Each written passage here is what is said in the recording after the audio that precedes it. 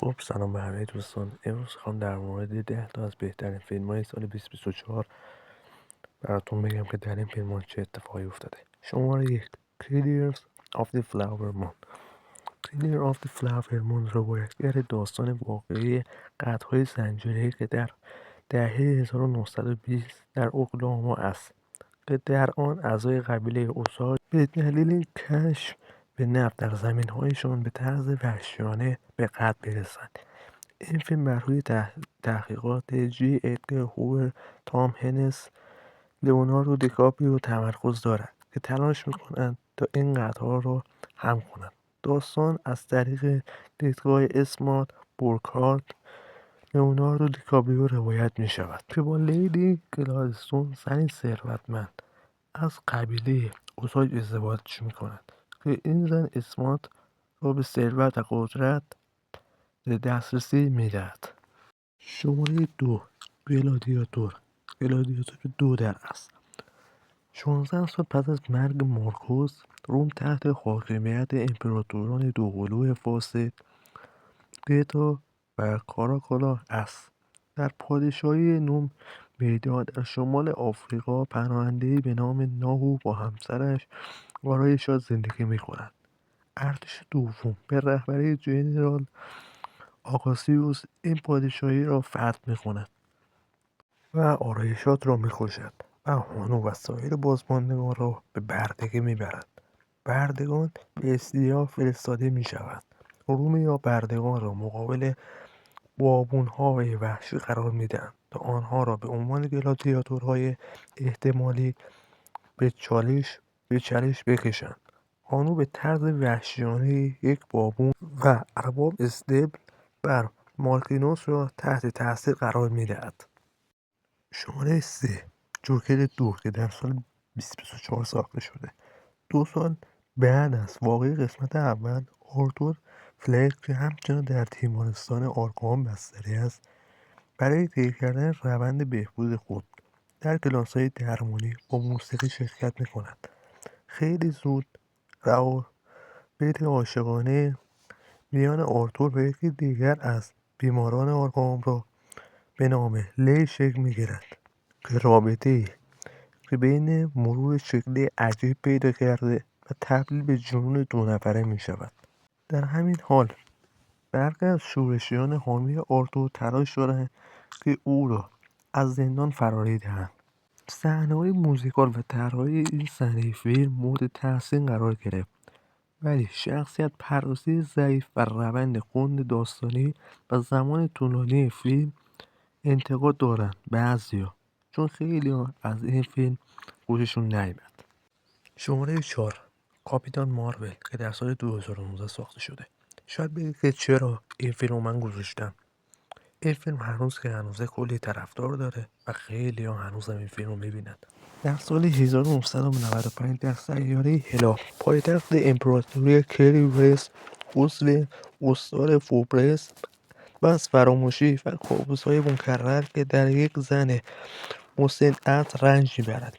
یون روک، مربی و فرمانده ورس، او را برای کنترل توانایی‌های خود آموزش می‌دهد، در حالی که آقای اعظم هوش مصنوعی را برای حاکم بر کری از او می‌خواهد تا احساسات خود را تحت کنترل نگه دارد. آنها برای ملاقات با خلبان سابق ماریا رامبو، آخرین فردی که ورس و لاوسون را زنده دیده است، به لوئیزیا پرواز می‌کنند. شماره 5 دان پارت 2 ناصر این فیلم پس از تخریب خاندان آتریدیس توسط هارکونن، پرنسس دختر امپراتور صدام چهارم، به طور مخفیانه گزارش می‌دهد که ممکن است پول آتریدیس هنوز زنده باشد. در آراکیس سربازان فرمن از جمله پول و مادر باردارش لیدی جسیکا بر یک گرسنه هارکونن غلبه می‌کنند. هنگامی که جسیکا و پل به جایگاه فرمن یعنی سیج تبر می‌رسند، برخی از فرمن‌ها گمان می‌کنند که آنها جاسوس باشند، در حالی که استیلیگار و دیگران نشانه‌هایی از پیشگویی باستانی را می‌بینند که مادر و پسری از دنیای بیرونی برای آراکیس رفاه به ارغوان خواهند آورد. شماره 6 ریبل مون 2 که در سال 2024 ساخته شده. ریبل مون قسمت دوم در 12 آوریل 2024 محصولی در سینمای منتخب آمریکا داشت و در 19 آوریل توسط نتفلیکس منتشر شد. درست مانند فیلم نخست، این فیلم با نقدهای عمومی منفی روبرو شد. پس از اکران اولیه، یک برش توسط یافته با درجه آر برای اکران سینمایی در نظر گرفته شده است. با اینکه در ابتدا به عنوان دومین و آخرین قسمت از یک حماسه 2 قسمتی اعلام شده بود، فیلم‌های جدیدی از این سری تا آوریل 24 در حال ساخت قرار گرفتند. شماره 7 باربی که در سال 2023 ساخته شده است که این فیلم هنوز جزو پرطرفدارترین فیلم است. باربی و عروسک‌های دیگر در سرزمینی زندگی می‌کنند که جامعه مادرسالار را به انواع مختلف باربی‌ها، کن و همچنین گروه‌هایی از مدل‌های منسوخ که به دلیل ویژگی‌های نامتعارفشان به آنها مانند طرد شدگان رفتار می‌شود، در حالی که کن‌ها روز خود را با بازی در ساحل می‌گذرانند و آن را کار خود می‌دانند. باربی‌ها مشاغل معتبری مانند پزشکی، حقوق و سیاستمداری دارند. کن ساحل کن فقط زمانی خوشحال است که به همراه باربی‌ها به دنبال رابطه نزدیکتر با او باشد، اما باربی او به خاطر سایر فعالیت‌ها در دوستی‌های زنانه رد می‌کند. یک شب در مهمانی رقص، باربی ناگهان دچار نگرانی درباره مرگ می‌شود. شماره 8 ددپول که در سال 2024 ساخته شده است. این فیلم با نقش قبل ولوریان توسط وید ولیسون یعنی همون ددپول آغاز می‌شود. ددپول معتقد است که ولوریان هنوز زنده است، اما زمانی که اسکلت ولوریان را می‌بیند به مرگ او یقین پیدا می‌کند. در این هنگام ماموران سازمان تناقضات زمانی TVA برای دستگیری او به سر می‌رسند. در میان مبارزه ددپول با آنها، داستان به سال 2018 باز می‌گردد.